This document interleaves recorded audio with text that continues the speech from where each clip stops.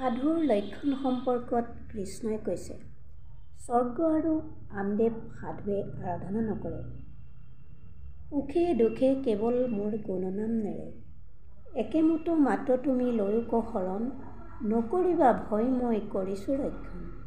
এই সম্পৰ্কত গুৰুজনে কৈছে, শুনা সভাসদ পদ মহাভাগৱত, এই কথা কৈলা কৃষ্ণ গীতাৰ অন্তত।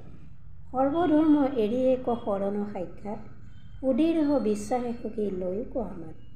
নকৰিবা ভয় হেৰা কৰো অংগীকাৰ, সমস্তে পাপতে মই কৰিব নিষ্ঠাৰ। চাৰি বেদ ৰামায়ণ পুৰাণ ভাৰত, হৰি কেশে কয় মাত্ৰ সমস্তে শাস্ত্ৰত। কৃষ্ণ।